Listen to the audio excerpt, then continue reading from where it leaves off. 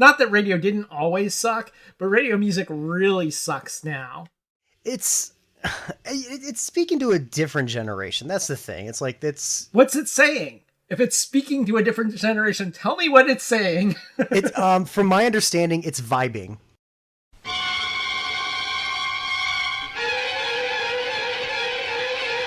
He runs as though the devil himself is in pursuit. And well he might, for he saw what no man has ever seen before.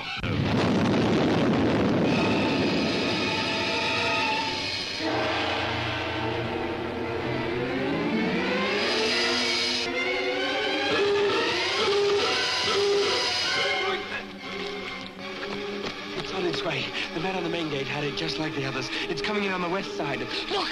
There it is, on the roof! 3 experts in science and security lead a band of men who try to find a way to exterminate X, the unknown terror. Only to find a tunnel of fear, from which there is no escape. Dean Jagger as Professor Royston, top secret scientist. Edward Chapman, Elliot, in charge of lab operations. Leo McKern, Inspector McGill, security officer.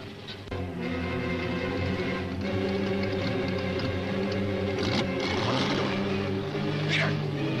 Peter, don't go any closer! Peter, don't go any closer! Peter!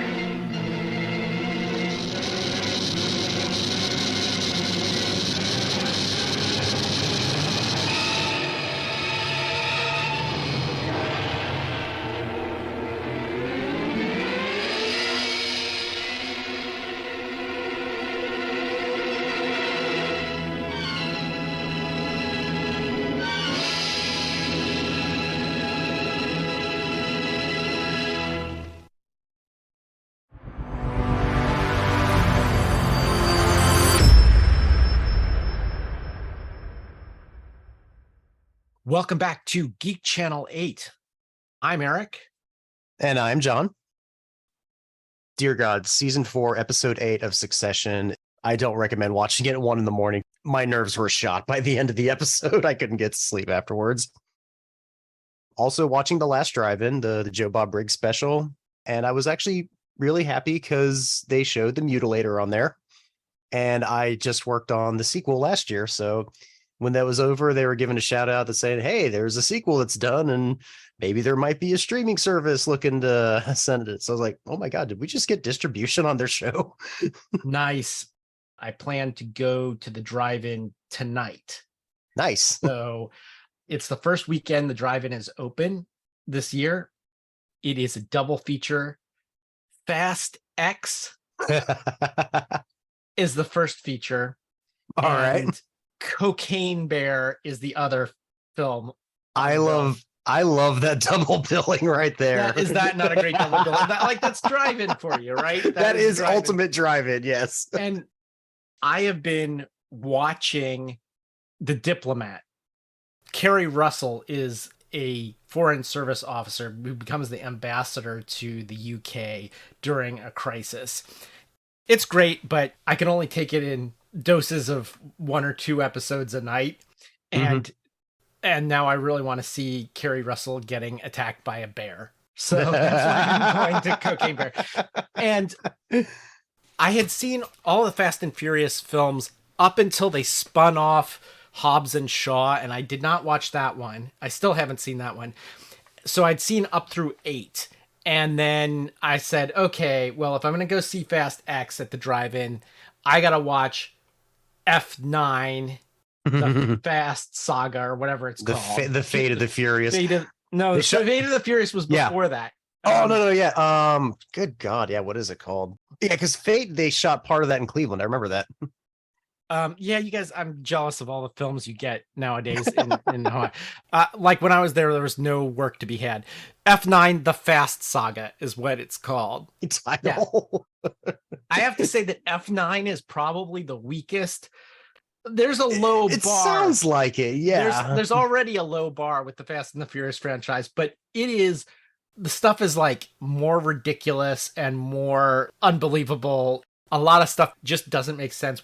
How did they get there now, It's funny you mentioned that because like I was like, wait, what was the hell was part 9 even about? And I was like, oh, that's the one that has the trailer where like the car is on a vine and swings across a cliff or something, right? Yes. Oh. So so what happens is, imagine Indiana Jones, and I'm sure this is where they got the idea. Remember in Temple of Doom where they're on that rickety bridge and Short Round's like, hold on, lady, we going for a ride. that bit, you know. Future Oscar winner, yes. Yeah. And Indy like slashes the bridge with a sword and it collapses and it goes swinging down. Okay, it's that except for with a car. All right? So the car is going across the bridge.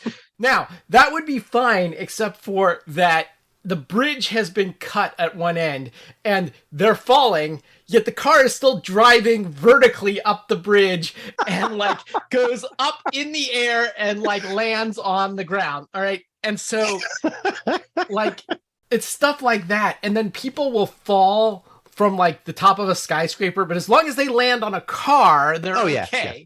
There's no such thing as getting killed by a car in the Fast and Furious saga. As long as you touch a car, it's like home base and tag when you were a kid. Like you're safe as soon as you touch the car, you know? Yeah, well, everyone knows that car roofs are just like, you know, stunt pads, right? Or it could fall off anything. It doesn't have to be the roof. As long as you're in contact with a car in some way, you are safe. Those hoods are probably like Wayne Technologies from The Dark Knight. Okay, so then there's later in the series where they like go into space. I am not kidding you. They go into space in a Pontiac. I heard about that. There is an unironically delivered line in this film. And this is the one line that actually had me laughing out loud, which I don't think was supposed to be intentionally a joke in the movie. But they're like, Ludacris or something? Ludacris, yeah. He's the scientist guy in their group. And sure, why not? He's like, says to the other guy, like, you know, the other guy's freaking out that they're going to die or whatever. And he's like, as long as we follow the laws of physics, everything will be okay. And I'm like, that made me laugh out loud because nothing in the whole movie followed the laws of physics. And that coming off the bridge thing was just one example. It's Gore Verbinski logic. Oh, man. Also, there's now so many damn characters in this film that I can't even keep track of them all. Like, wasn't Gal Gadot in like the last episode? But where is she now? No, yeah, she's in like a few of the movies too, and it's like, okay, where is she now? I don't know. She probably left to be Wonder Woman, and then like, oh, well, we have to write her off somehow. So people come and go all the time from this franchise. So there's like some guy that died in like Fast 6 who pops back up in this one, and there's more than one person that died that came back, and then there are people that were supposed to be here that weren't here. You know, it's just kind of doesn't make any sense. I'll never forget when they kill off Michelle Rodriguez and like 2 movies later they bring her back, and it's just like it's like that Truman Show moment. It's like, oh, how are you going to explain your father's absence? Amnesia. Well, I probably wouldn't watch the show if it weren't for Michelle Rodriguez. I always wanted to date the cool girl, but never got to date the cool girl. You know, so she's not the prettiest girl in the bunch by far. She has to share screen with the likes of Gal Gadot, but she is the true badass of the movies. Oh, yeah. Yeah. Oh, yeah. So, okay, enough about the Fast and the Furious. Like, how did we end up in a world where there's like 10 Fast and the Furious films, and yet like we've spent too much time on this already? We need to get into today's movie, X the Unknown. All right, let's do it. This movie came out in 1956, so I want to give a little background of the year, as we do on this podcast. January 1st of 1956, the Republic of Sudan gained independence from Egypt and the United Kingdom, which jointly controlled it. Now, all these years later, we'll see how well that's working out for them. February 5th, Invasion of the Body Snatchers is released and becomes the most watched movie of 1956. Between March 18th and 20th, the worst March blizzard of the century hits New Jersey, southern New York, Connecticut, and Massachusetts, with snow drifts up to 14 feet high. 162 people die. April 14th, videotape is first demonstrated at the 1956 NARTB, modern-day NAB, convention in Chicago by Ampex. It is the demonstration of the first practical and commercially successful videotape format, known as 2-inch quadruplex. May 22nd, the NBC Peacock logo debuts on television in the United States. Peacock, by the way, soon to be the better streaming service than HBO Max. I always make fun of Peacock as being like the suckiest of the streaming services. But soon, that's what they want to make HBO Max into, is Peacock. Bunch of reality TV bullshit. That's what you get when you get the Discovery person in charge. June 21st, playwright Arthur Miller appears before the House Un-American Activities Committee in Washington, D.C. July 2nd, a laboratory experiment involving scrap thorium at Sylvania Electric Products in Bayside, New York, results in an explosion. July 13th, John McCarthy of Dartmouth, Marvin Minsky of MIT, Claude Shannon of Bell Labs, and Nathaniel Rochester of IBM assemble the first coordinated research meeting on the topic of artificial intelligence at Dartmouth College, Hanover, New Hampshire, in the United States. Harbinger of things to come. August 6th, after going bankrupt in 1955, the American broadcaster Dumont Television Network airs its final broadcast, an episode of the sports series Boxing from St. Nicholas Arena. Somehow, I didn't know or completely forgot that there was a television network other than ABC and the two NBCs and one later CBS, that there was another network, Dumont. I did not know that. No, me neither. Like, I knew there was like some syndicated service or something out there at the time, but I didn't know. Apparently Jackie Gleason was signed to them, and like most of their recordings are completely lost because they were shot on film, which was then looted for the silver in it. Film was combustible back then, and what wasn't rated for its silver was destroyed in a fire. So there are very few recordings of Dumont that actually exist. Wow. September 13th, the hard drive is invented by an IBM team led by Reynold B. Johnson. In October, the world's first industrial-scale commercial nuclear power plant is opened at Calder Hall in England. November 3rd, The Wizard of Oz is the first major Hollywood film running more than 90 minutes to be televised uncut in one evening in the United States. And so it begins. And then November 5th, X the Unknown is released. Hearing all of this stuff that you were mentioning that is going on in 1956, after watching it, X the Unknown is like incredibly timely. Yes, it is. And we will get into that in a moment. But why don't you tell us a little bit about what went into the making of this film? What, like, we mentioned in last episode that this was supposed to be the next Quatermass film, but that didn't happen. So go ahead and tell. It's I'm just going to say this. I'm envious of you getting production notes for Quatermass Experiment, because the Hammer films held that one in a lot higher regard than the production of this one. I had to like fight to find any information on this one. They're very plentiful with how much they were providing with memories and stories of Quatermass Experiment. But when it came to this one, and as you'll hear, there's some interesting stories about why they don't like to look fondly back on it. Even just trying to find out the budget was a bit of a head scratcher for me. Wikipedia says that the budget for X the Unknown was $60,000, but they also reference a Variety article that said that, article stated, and this is the exact quote, evidence of growing production costs, Quatermass 2 is roughly 60% above that of the Quatermass Experiment, which costs $140,000. That was directly from Variety in 1957. They're making you do math. They made me do math and conversions. Like, what the hell? They don't want to tell you the budget. They're like, oh, it was 60% more than. Yeah, it's like, no. It's like, either way, more than the 60,000 that Wikipedia was stating, but I'll go into that later. X the Unknown is from a first-time screenwriter, Jimmy Sangster, who would later go on to become a co-writer or rewriter for Hammer Studios, would work on stuff like The Curse of Frankenstein and Horror of Dracula. So while the film was supposed to be a direct sequel to Quatermass Xperiment, the author, Nigel Neal, refused permission for the character of Bernard Quatermass to be used.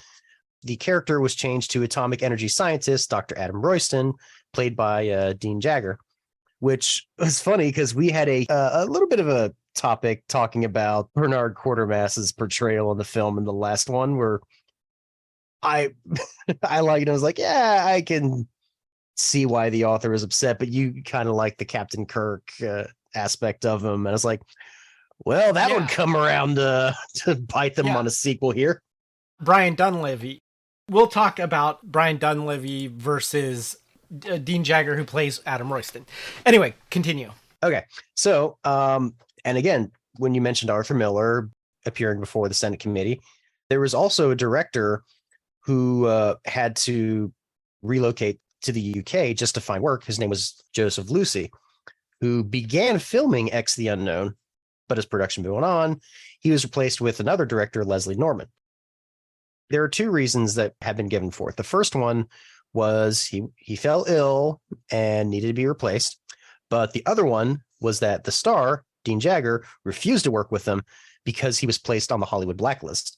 So little column A, little column B. I'm guessing he probably had a fever one day, and all of a sudden they said, yep, we got to replace him. Yeah, I think that's probably correct. I think it's probably a little bit of both here. Yeah.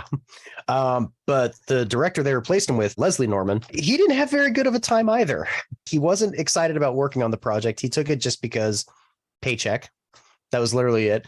He would actually go on to say, and here's my exact quote, hated working at Hammer because he never got along with the producer, Anthony Hinz.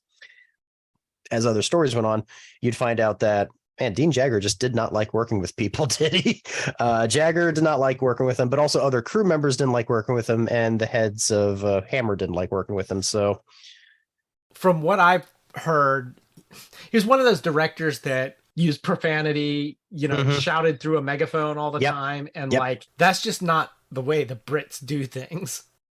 The script described the monster as being, quote, made up of millions of writhing worm-like segments. And because of not only the film's budget, but the technology at the time, a lot of the stuff that was in the description of the script could not be filmed as such. So we got the monster, which we'll talk about when we talk about the film as well. This one also got an X rating from the board at the UK, just like Quatermass Xperiment. Is that why they called it X the Unknown? Yeah, it is. Like, I think they just were like, you know what? Fine. We're just going to keep getting X ratings. We're just going to lean into this whole X thing. So it's X the Unknown.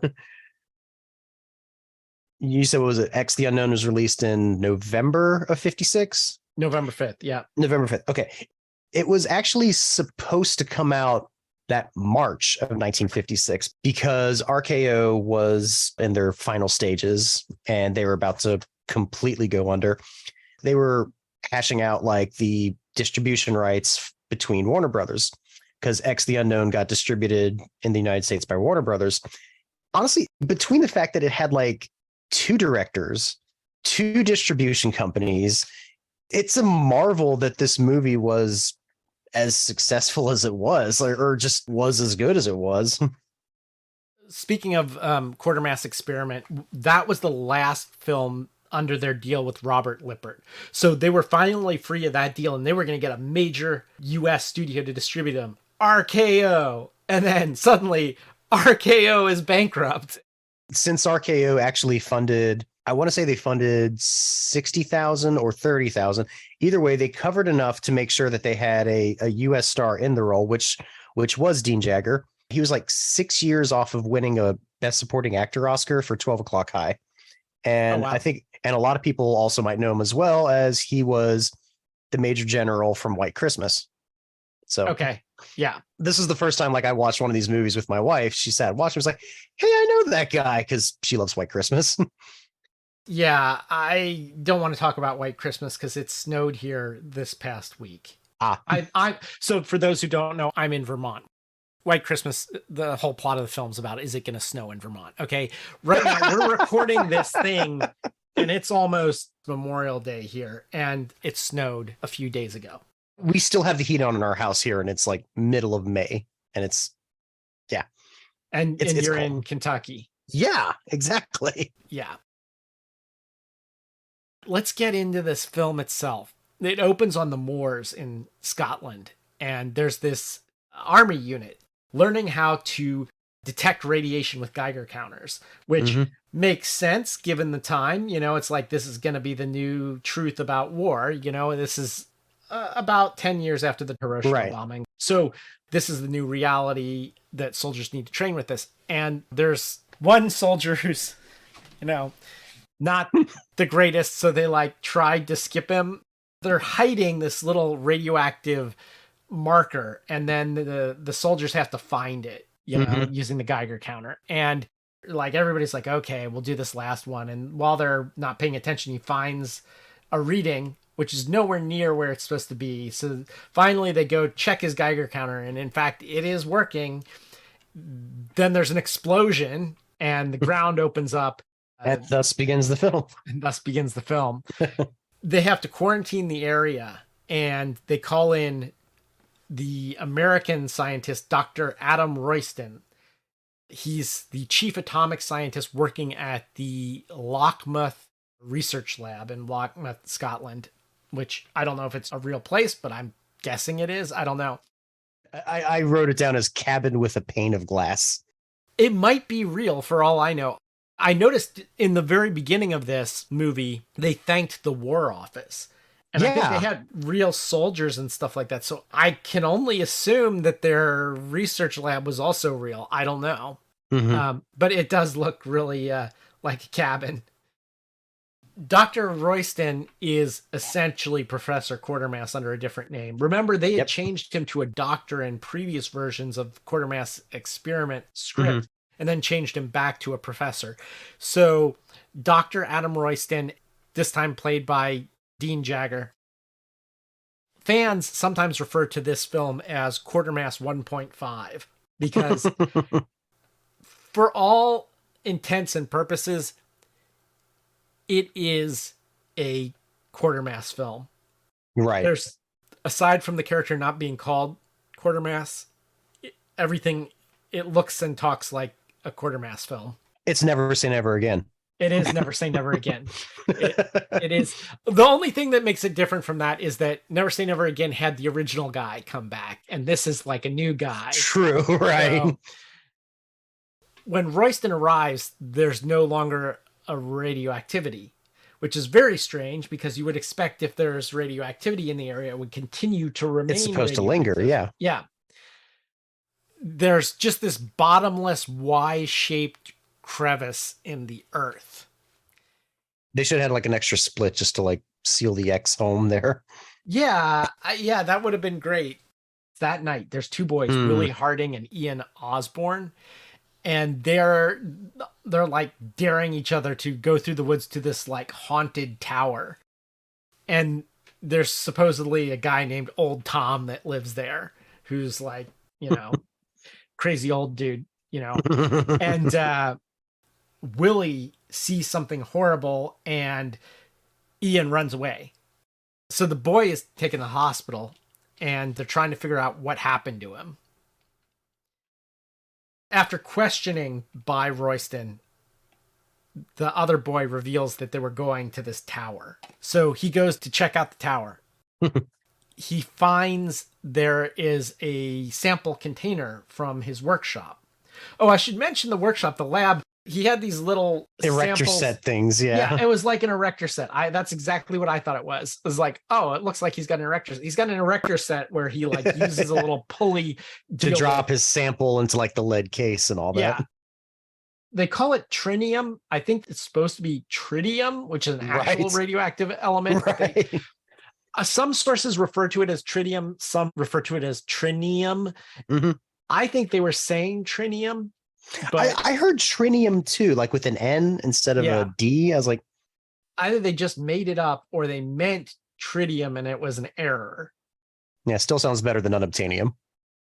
Way better. Way better. So these samples are very similar to what they were burying in the moors for the soldiers. They're just like a little metal cylinder, or a little cylinder made of this radioactive element. So he finds one of these, the one from his lab, in Crazy Tom's tower with his own personal still. Yeah. So old Tom lives there. There's a guy that's like got a still, and he's I like that little touches of like Crazy Tom there. Yeah, actually, it had a lot of stuff like that where it's like they didn't really explain it. They didn't need to. This is just like, one of the local crazies, Yeah, and later on in the story, when you find there's moments that require explaining, it's the best meta wink and nod I've heard of in writing as well. Like there's a moment where Royston's in a car and he didn't want it to get out about the pit being bottomless, and his partner that's in the car there, he started to tell other people about the pit being bottomless, and he just goes, "That's very unscientific of him." Yeah, I admired that on two levels. I admired that on one, way to wear your sci-fi genre on your sleeve. That's awesome, and in a good way. And that's also a nod that this is the Quatermass that Nigel wanted to begin with, or at least it sounds exactly like that. So, like I said, it's little touches like that in the writing with Crazy Tom that just, it works so, like you said, they have these little moments that work so well for a first-time writer. It's sure of his writing. I was watching a YouTube video in the last few days about how Kodak knew that the US was doing atomic bomb tests in the Nevada desert before they told anyone that they were doing that. Because in upstate New York or something, they had facilities in like Illinois near Chicago or something, and upstate New York. So way far away from the Nevada. On their undeveloped film, they were seeing the result of X-rays. Really? And so they're like, they were able to tell what the distance was and stuff like that. And the government came to them and was like, yeah, we're doing this. Keep it quiet. And Kodak did. But if radiation was reaching that far, think of what all was going on. So like the fact that this opens with Geiger counters and all that, and radiation's at the heart of it, is, I think, really timely. Especially like we were talking about what going on in 1956. Was it the first atomic plant or something was opening? Yeah. So that was the United Kingdom's Atomic Energy Commission. And there's actually a character from the UK's Atomic Energy Commission that is sent here in the story, Mac McGill, from their internal security division, to come investigate the theft of this trinium that's disappeared from the lab. Yeah, this is that's the police officer or so, right? Yeah. I like him. I liked him in this movie. And him and Quatermass end up forming a duo. Yeah. Like when you say unlikely crime fighting team, that's what happens. Scientist and detective. Willie's father is upset and Willie, well, hang on just a second. Let me sound the spoiler alert.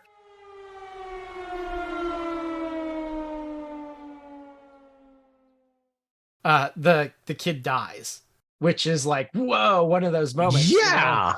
And then the father. Kids are normally safe in these movies.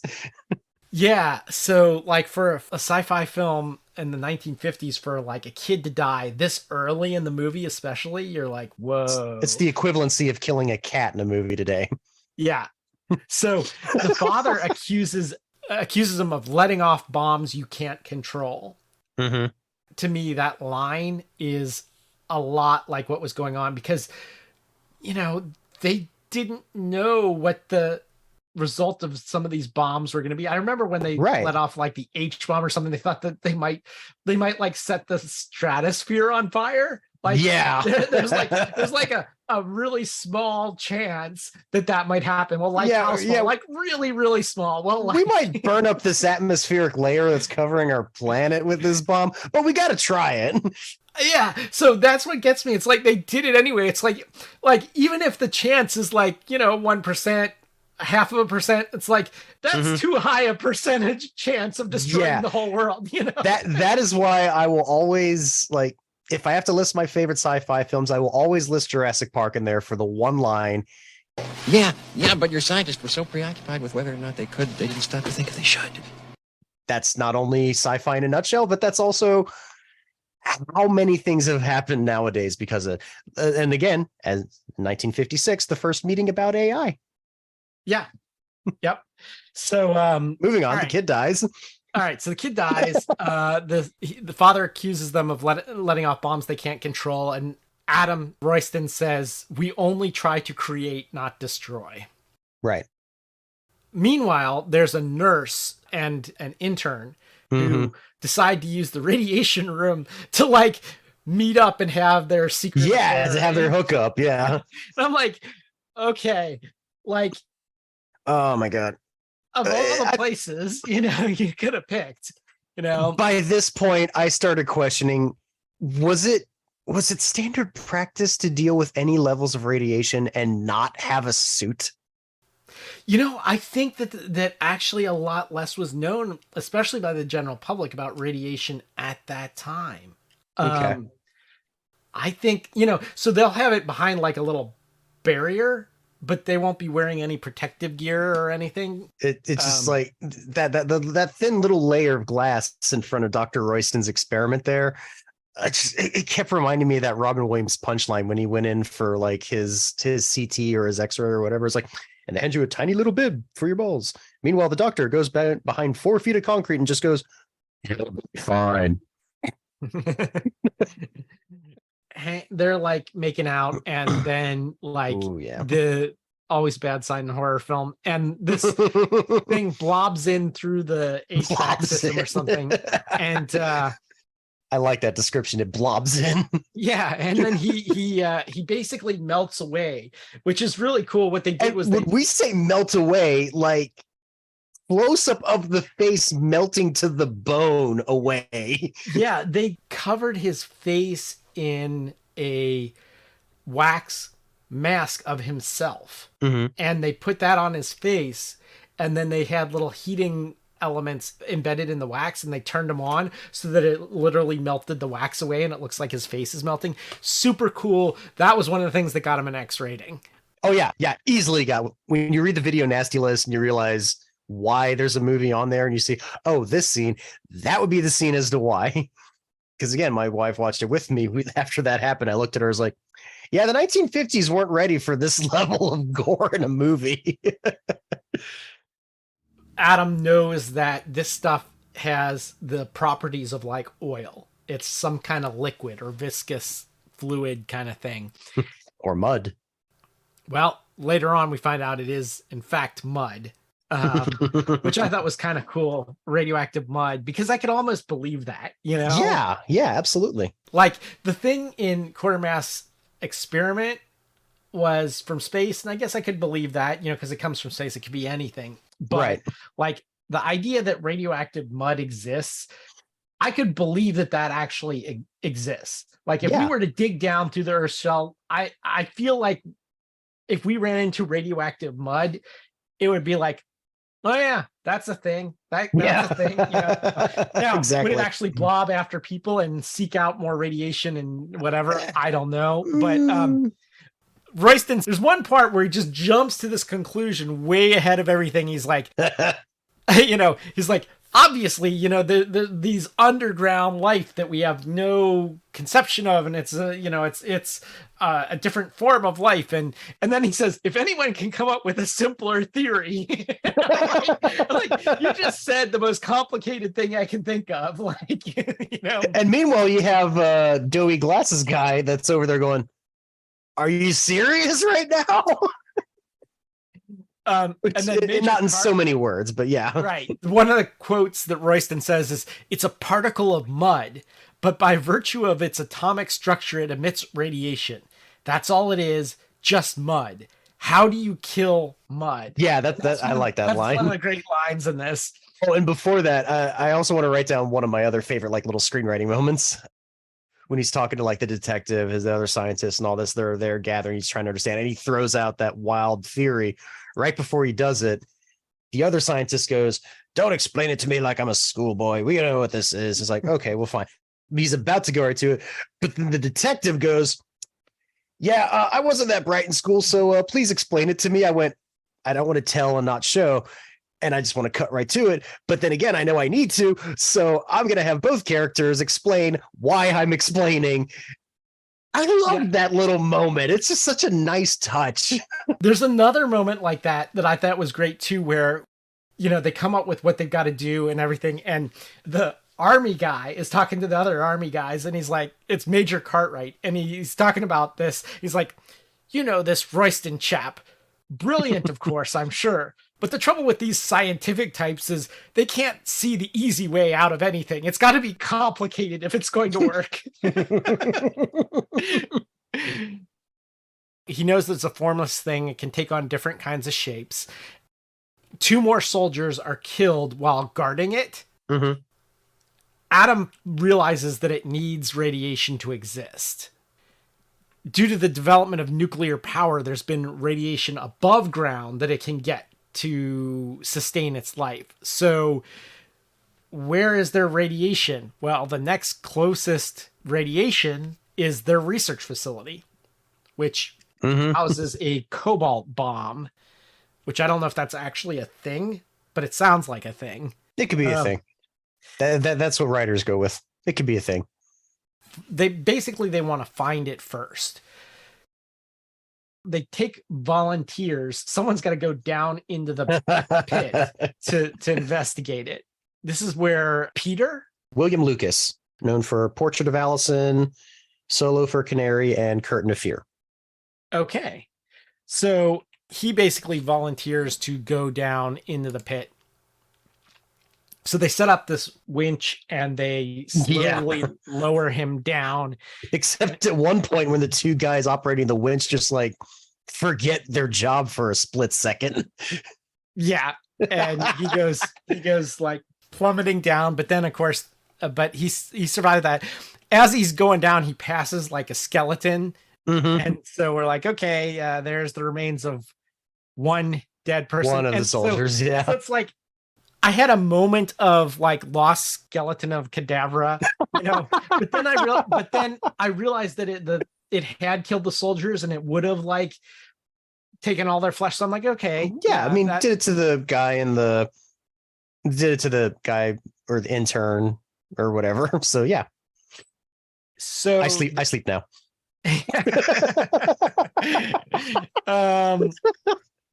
We start to hear that sound coming from underneath. The sound, you know, it's kind of the Jaws thing, right? So you hear the sound before you see the creature, and which by this point we haven't seen the creature at all.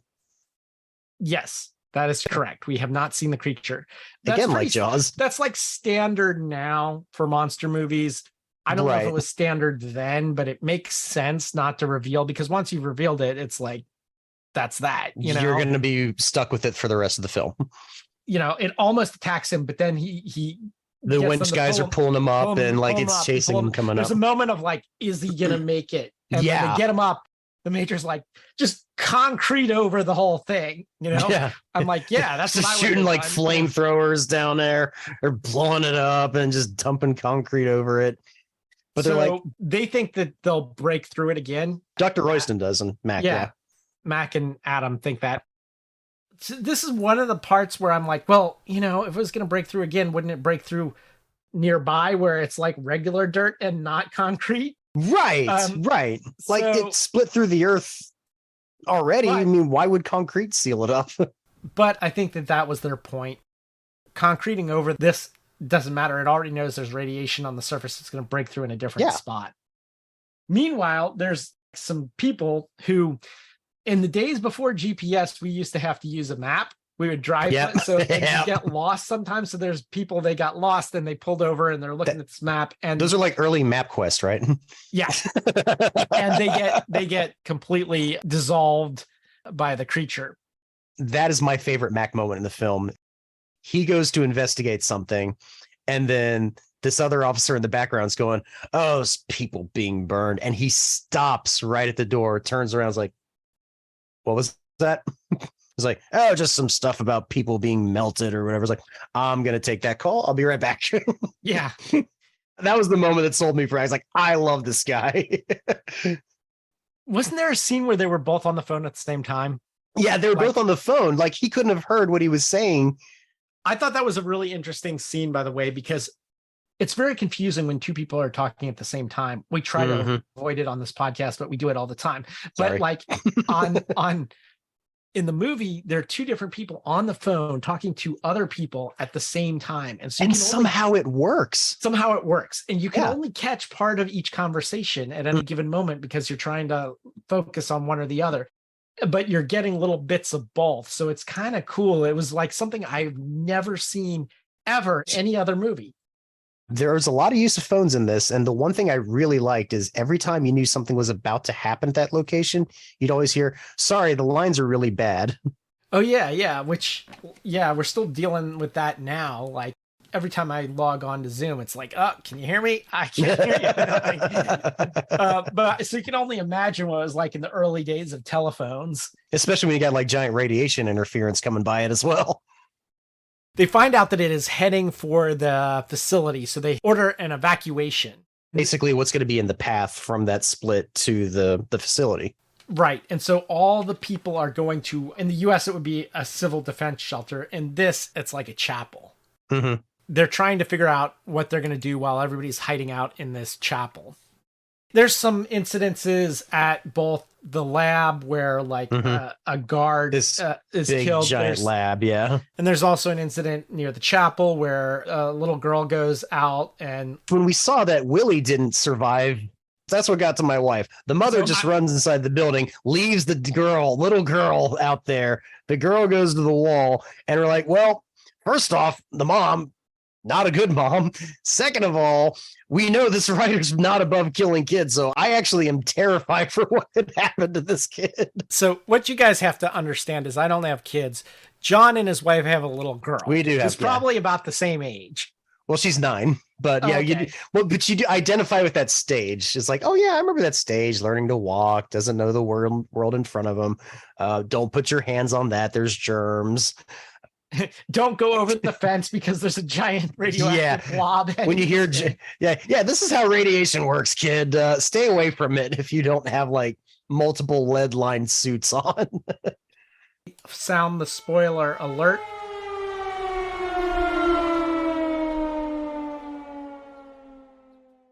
We're basically going to the end. After it's attacked, it goes back underground. Basically, they decide to put a Jeep filled with radioactive bait. They decide to drive a Jeep toward it and lure it back out so they can kill it. But the Jeep's tires get stuck in the mud. Peter's driving it. So again, Peter is the action hero. Yeah. Yeah. Jeep goes mud and gets stuck. Yep. He manages to break free, and then they lure it to an area rigged with electronic equipment, and they turn on the switch. Explosion occurs, and they think it's destroyed, but then there's a second unexpected explosion, which they can't explain. And remember, this whole thing started with an explosion coming from underground. Right. So they basically have destroyed this one, but is it the end? We don't know. It was an odd note to leave it on because it was literally, oh, that shouldn't have happened. Oh, you should just be glad it worked. The end. I'm like, I don't know how to feel about that. I was interested in the fact that I don't think they mentioned anywhere in this movie the fact that underground atomic testing was taking place. The first underground test took place in 1951. So pretty close to like when this was being written. Yep. That would have been the one little detail that would have put this movie over the top for me if they had referenced underground nuclear testing.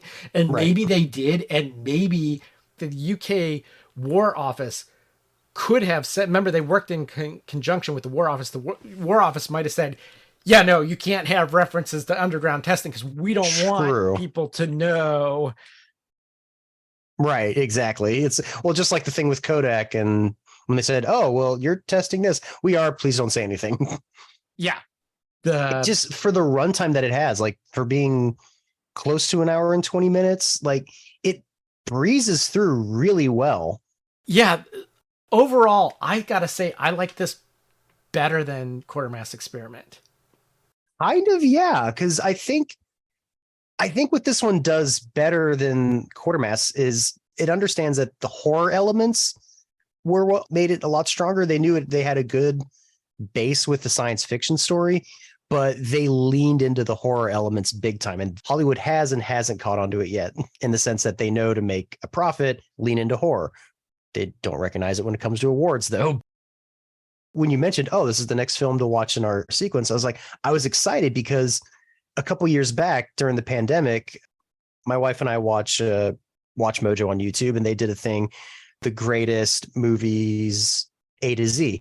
They didn't do like a top 20 or whatever. This was just like, they wanted every letter to encompass every aspect of a genre, and they did horror. When it got to X, I was like, oh, what starts with X? That's a horror film. And it showed that clip of Willie in the woods from X the Unknown. And I was like, this looks kind of cool. I was like, I wanted to see it. And while watching it, I realized not only was it cool, not only did it belong on the list of horror because it was one of the earliest sci-fi horror films, this also predated The Blob. Yes. This was the start of a whole bunch of Blob films. There was this, there was The Blob the next year. The year after that, there was Kaltiki, the Immortal Monster. So there was a bunch of Blob films that came out after this. Yeah. This is a movie that it's a pretty good science fiction film, but it's a really effective horror film. This is where the writing was on the wall that Hammer was about to go full horror. Yeah. The British film critic, David Peary, he wrote his review of this in the Time Out film guide. He wrote this later, looking back at this film, but he said in 1956 was the year of the Suez Crisis, a sharp increase in the crime rate and uneasy preparation for World War III spawned a series of gloomy thrillers both in Britain and in America, in which the weight of the military is mobilized against various alien organisms from the bowels of the earth or outer space. In a lot of ways, X the Unknown communicates the atmosphere of Britain in the late 50s more effectively than the most earnest social document. So, yeah, I think that's a good way of putting it, is that this era of paranoia still there. Like, and again, like we have these Senate hearings on, the Red Scare at the time, McCarthyism. Not only that, but we're also roughly 10 years from the ending of World War II, which the ending to that was signified with a giant bang, 2 giant bangs in Japan. And it's kind of terrifying to realize, if we get into another one of these wars, that's the card that could be played. And it's terrifying. There's definitely this overwhelming sense of dread, and I think the film captures it really well because the black and white photography, of course, everything is black and white at this time, but the black and white photography in this is really well done. It's like there's a lot of emphasis on the darkness. Like a lot of this thing happens at night. And the other thing I wanted to point out was it opens up in the daytime, which for a horror film to open in the daytime and still manage to actually have a pretty tense moment in the day, that's challenging. I think a lot of horror films open at night and then it cuts to the next day to the people who don't know what's going on. And then slowly they learn about the horror. And then the next night that happens, something happens. And then it keeps happening like that until you're all night. Right. This opens in the day, then it's night after that. And almost everything happens at night. The boys going to the tower happens at night. The guards on posted at this thing happen at night. The scene in the woods, the reason why I said I thought like from what I saw in the Watch Mojo clip, looked really good. That entire sequence in the woods, the way it's lit is gorgeous, especially in black and white. Who knows? This might have been a much bigger film if it had beat Invasion of the Body Snatchers to the box office, because it has that same sense of dread and stuff like that. Yeah. I want to remind everyone that you can find us on just about every major podcasting platform. Whatever platform is your choice, it would be great if you could leave us a review, because that is what lets the algorithm know that people are actually listening to the show and helps other people find the show. Or just tell somebody about the show. Get one other person to listen to the show. And if you want to talk to us directly or whatever, you can email us at GC8podcast. That's letter G, letter C, number 8 podcast at gmail.com. Until next time, this is Eric. And this is John. Signing off.